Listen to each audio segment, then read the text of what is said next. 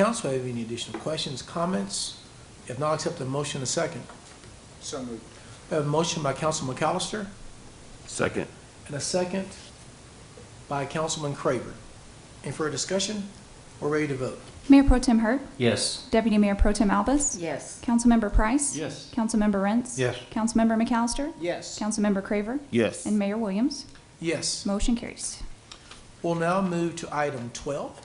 I'll ask Misty Mayo, CEO of the Development Corporation of Abilene, to present this item.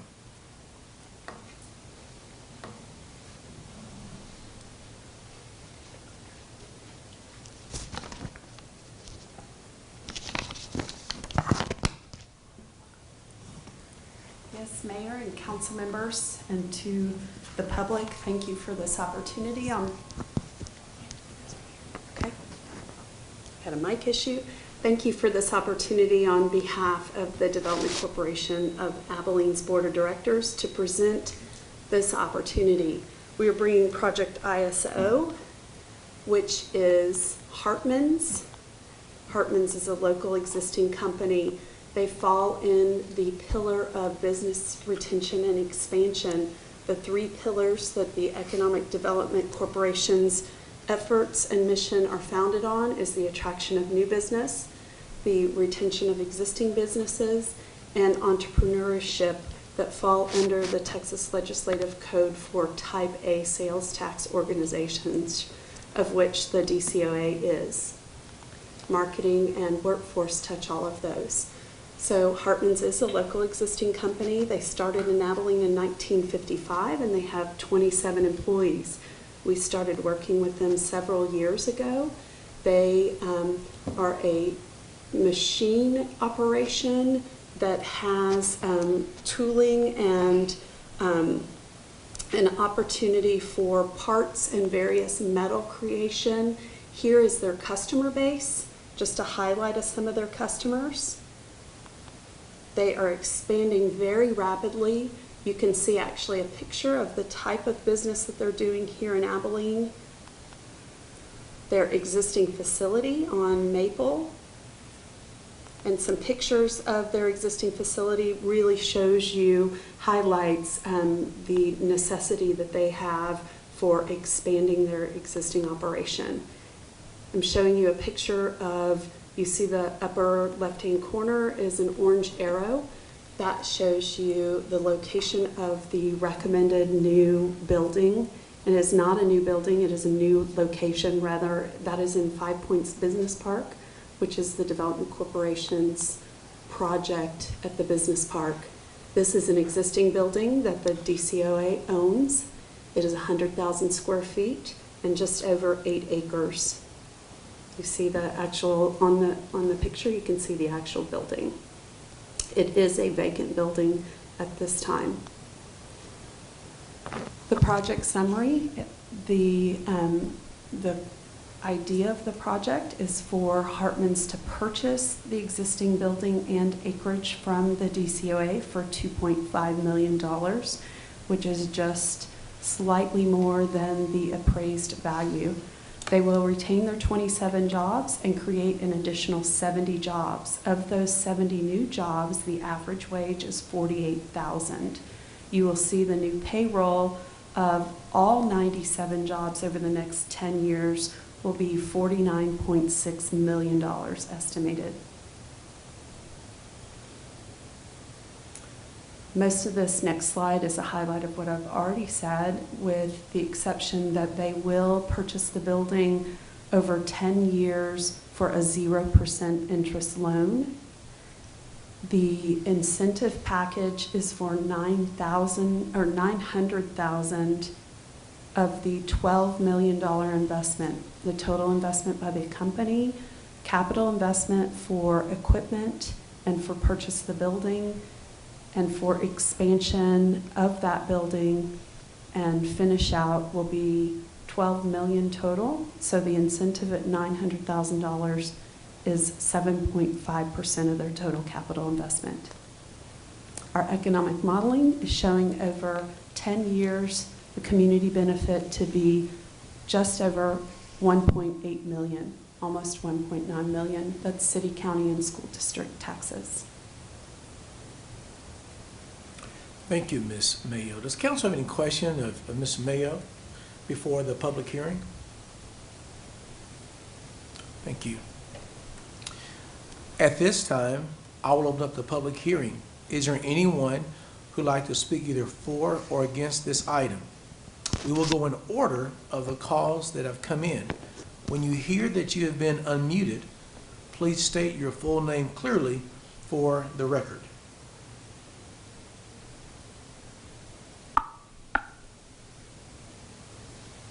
Mr. Swartz, you're on.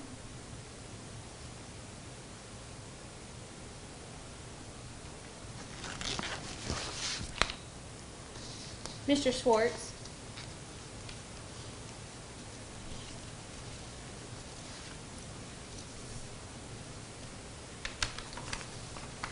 Can you hear us?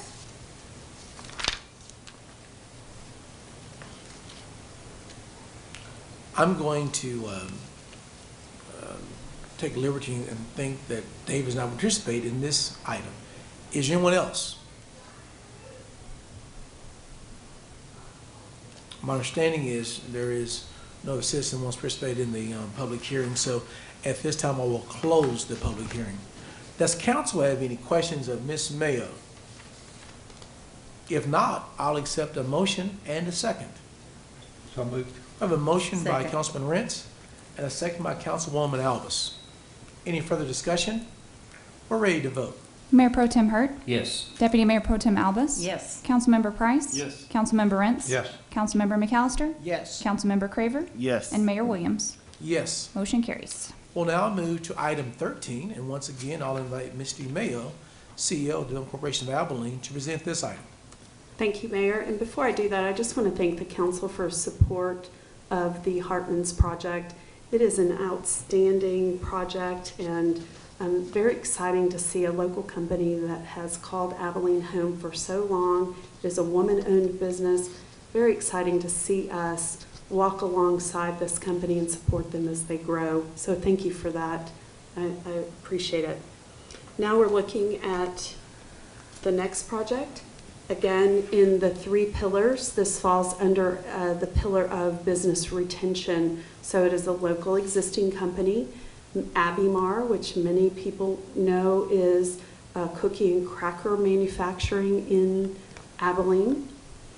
They are current existing tenants of 4109 Vine Street.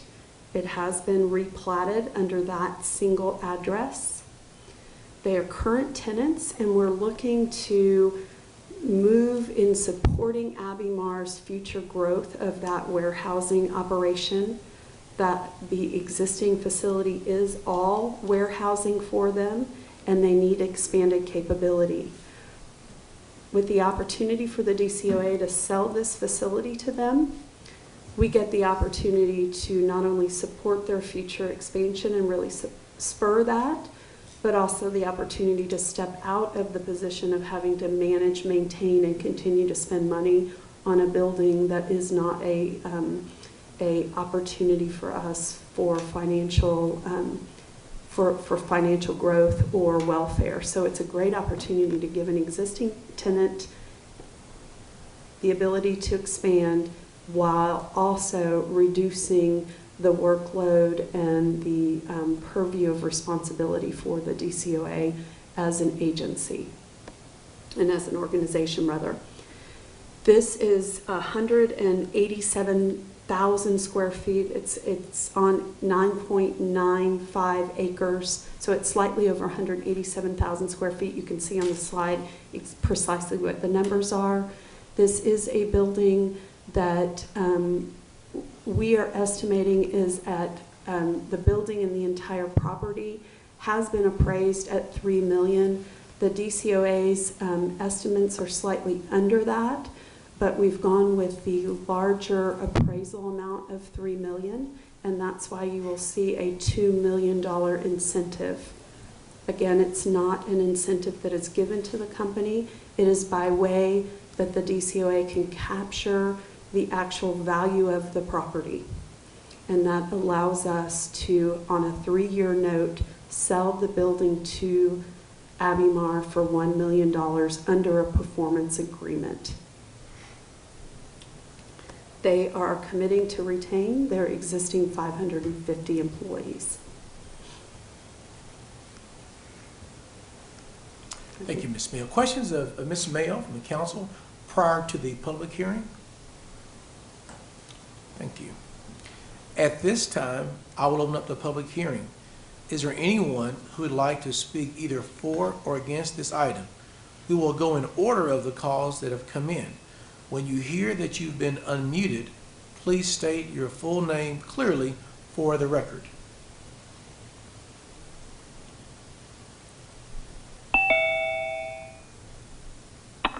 David Swart, Mayor Williams. Okay, you're on, David. Thank you, Mayor Williams. I missed the other item, but with this current environment right now, we don't know exactly how long this health situation will last. If you know history, back in the 1917-18, the first wave was not very bad, but then it came back with a vengeance. So this could be the same thing with businesses. If you spend your money right now, or you should have saved it, it might be a good alternative to wait and take a step back and decide whether it is now a good time to make any investments. Just like this thing, what if it lasts till the fall or something, or it came back again?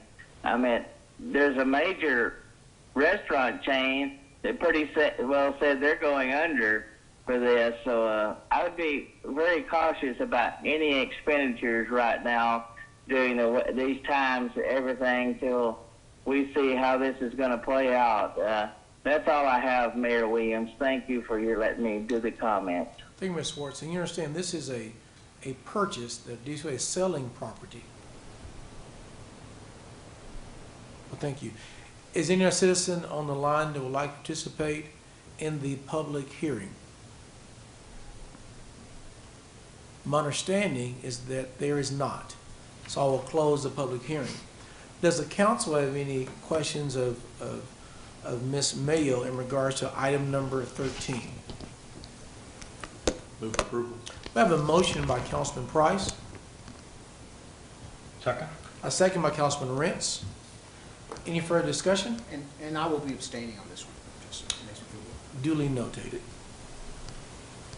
We have a motion and a second. We're ready to vote. Mayor Pro Tem Hurt, Yes. Deputy Mayor Pro Tem Alvis, Yes. Councilmember Price, Yes. Councilmember Rentz, Yes. Councilmember McAllister is abstaining, Councilmember Craver, Yes. and Mayor Williams. Yes. Motion carries. And Ms. Mayo, give our regards to your board and your team. Thank you, even in the midst of these challenging times, to help support growth in the private sector. Thank And you. I appreciate that, Mayor, and I am extremely proud of the board that you all have appointed.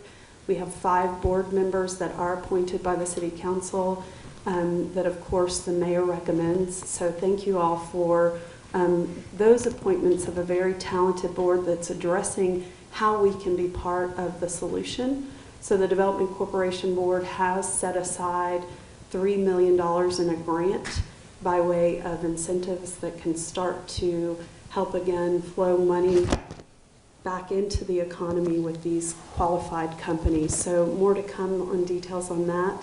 I know, Mayor, you were instrumental in really proposing and challenging the DCOA board to step up and be part of Team Abilene, and they've been that. And I appreciate your leadership on that. And to the council, thank you so much for the support you're giving our board as well.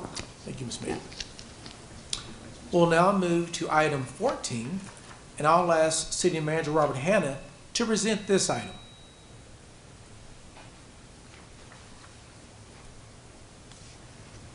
Thank you, Mayor and Council. Item number 14 is the continuation of an economic development agreement with United Way of Abilene. What we're asking Council to consider is the authorization of up to $250,000 in funding for the United Way's partner agencies. specifically daycare for essential service employees and also housing and rental assistance. The daycare program is being run by the Alliance for Women and Children, the Boys and Girls Clubs of Abilene, and United Way itself. We are also in partnership with the City of Abilene employees who are participating in this in some fashion. Also, the Abilene School District employees, teachers, and nurses are also working on this program.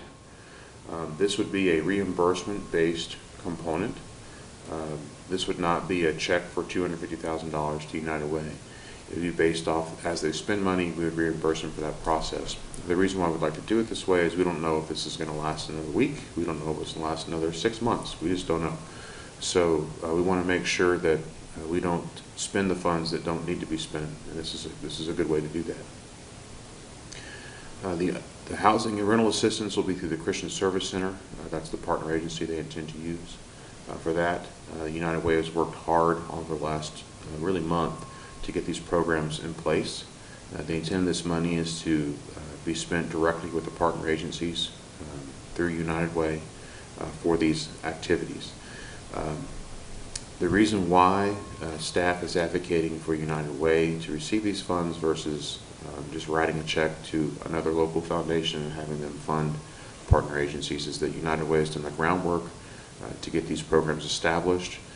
There are active programs now that the community is using, and the resources are being provided through the partner agencies. We have a long history doing this with the United Way. The most recent opportunity was the last tornado. Because this is going to be a longer period of time versus just, a little sliver of time with the tornado response, I wanted council to create a Chapter 380 agreement to put us under the full protection of the law. Any further questions? Thank you, Mr. Hanna. We will have a public hearing on this item. Just want to make mention that there's already been about $250,000 that have been gifted through local foundations to assist in this endeavor. This is another contribution toward that effort, acknowledging that even with the $500,000, that not all will be addressed, but this is an attempt to help those in our community that are in need most. We are not giving money up front, but rather this will be an reimbursement through a check and balance system managed by United Way that will go into the service providers in the community. Does council have any comments or questions prior to the public hearing? I appreciate all the work that Robert and staff have done. The Chapter 380 that we approved just provided a legal umbrella for the work that was already being done immediately by staff under Robert's direction. And they have, some members have been working 7 days a week. Robert's one of them. And I just appreciate their dedication to this community and the people there. And as Robert said, on the 23rd when we approved the Chapter 380, this is the people's money, and this is a way that, in addition to the boots on the ground that we've already committed, that we can help those who are in need the most. And again, we acknowledge this is even with the $500,000, this does not meet all the need that exists in our community, but an effort to try to participate with others in trying to help the least in our community. Any questions or comments from the council prior to the public hearing? At this time, I will open up the public hearing. Is there anyone who would like to speak either for or against this item? We will go in order of the calls that have come in. When you hear that you've been unmuted, please state your full name clearly for the record.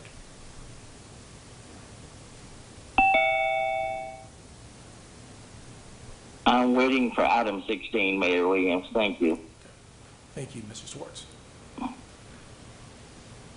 It's my understanding that there is no one else that wants to participate in the public hearing, so I will close the public hearing. Does council have any additional comments or questions? If not, I'll accept the motion in a second. So moved. We have a motion by Councilman Rentz Second. and a second by Councilman Price. Any further discussion? We're ready to vote. Mayor Pro Tem Hurt. Yes. Deputy Mayor Pro Tem Albus. Yes. Councilmember Price. Yes. Councilmember Rents. Yes. Councilmember McAllister. Yes. Councilmember Craver. Yes. And Mayor Williams. Yes. Motion carries. And I'm going to bring item number 15. I'm going to make a motion that we table item number 15. Second? And Sean, do we need to have a public hearing in that regards at all? Okay.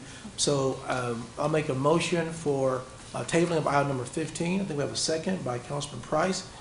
Is there any further discussion? We're ready to vote. Mayor Pro Tem Hurt. Yes. Deputy Mayor Pro Tem Albus. Yes. Councilmember Price. Yes. Councilmember Rents. Yes. Councilmember McAllister. Yes. Councilmember Craver. Yes. And Mayor Williams. Yes. Motion carries.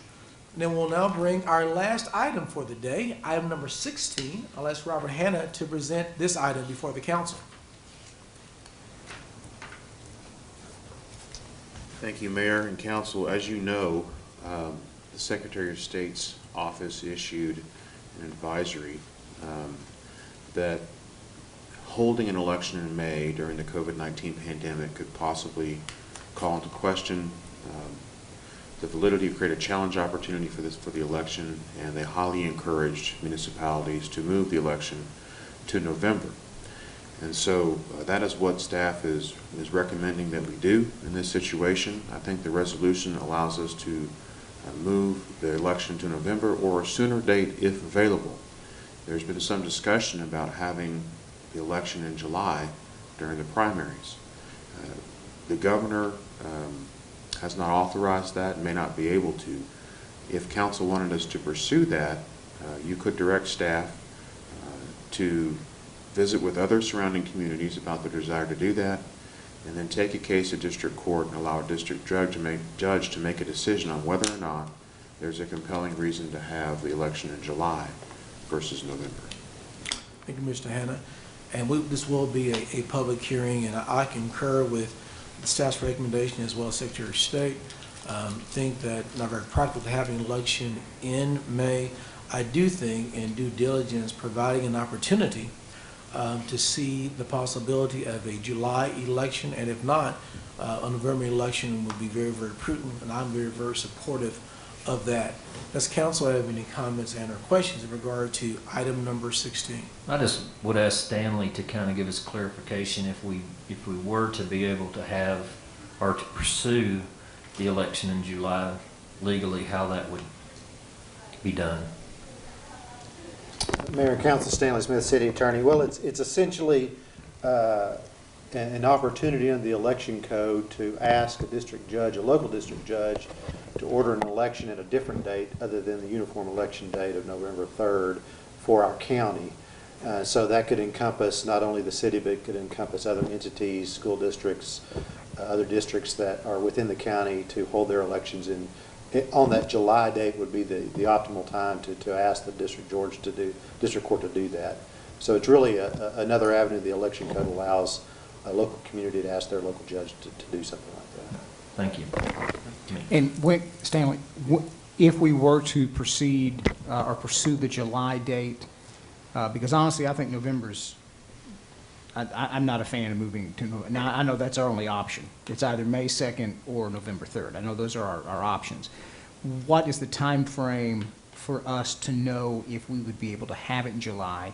And if we're waiting a yay or nay, do we need to postpone today's decision until we know whether July is an option or not? No, I would not recommend that we postpone today's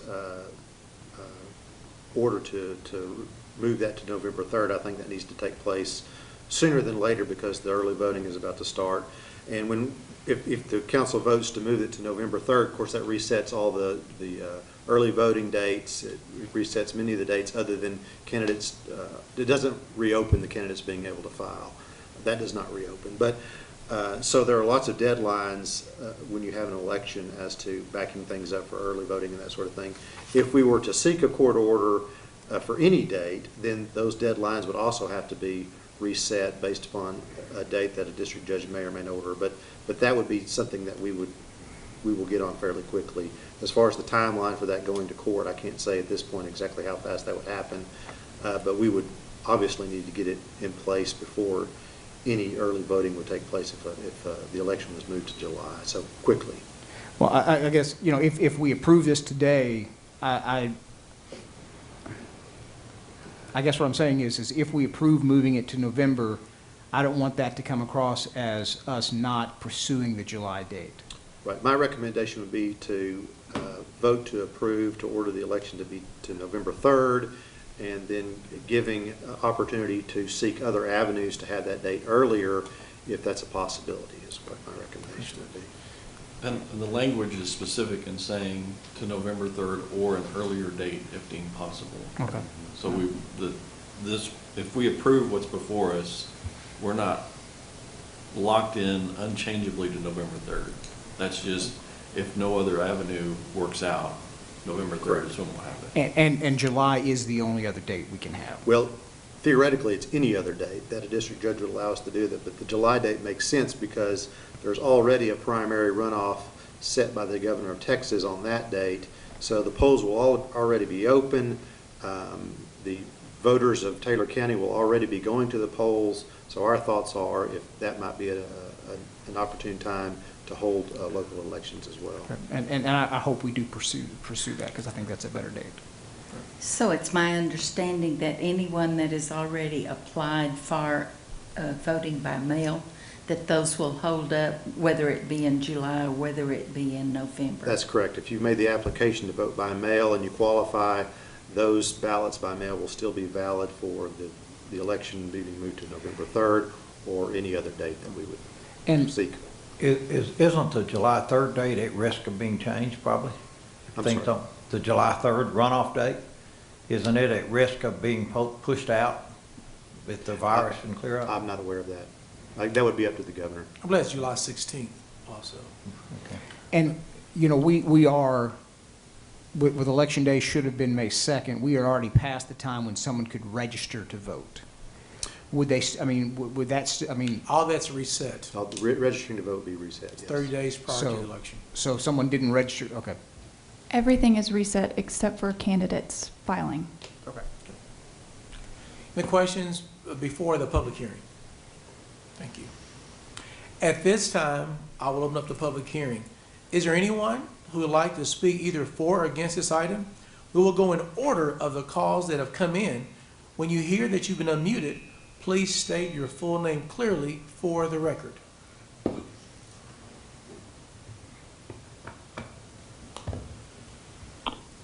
David Schwartz. Thank you, Mayor Williams. It sounds like you've done some good research with the Secretary of State. And yes, at July meeting, voting coming up for the runoff sounds like that would be a good alternative instead of having the fall deal. Because like Jack Rent said, we don't know how much longer this pandemic may last. So I'd say that that's a good alternative for the citizens of Abilene. That's all I have. Thank you, Mayor Williams. Thank you. Thank you. We're still in the public hearing. Is there anyone else?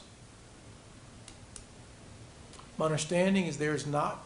I will close the public hearing. Does council have any additional questions of staff or comments? Move to approve. We have a motion by Second. Councilman Hurt and a second by Councilman Price, and that motion is moving the election date to November 3rd or an earlier time frame. Is correct? So we have a motion, a second. Any further comment? Just to express my support for pursuing the July date or an earlier date and working with the others as for staff to do that. I'll add that support too. And I will add that support as well. Madam Secretary, we're ready to vote. Mayor Pro Tem Hurt, Yes. Deputy Mayor Pro Tem Albus, Yes. Councilmember Price, Yes. Councilmember Rents. Yes. Councilmember McAllister, Yes. Councilmember Craver, Yes. and Mayor Williams. Yes. Motion carries. Ladies and gentlemen, it is 11:21 a.m.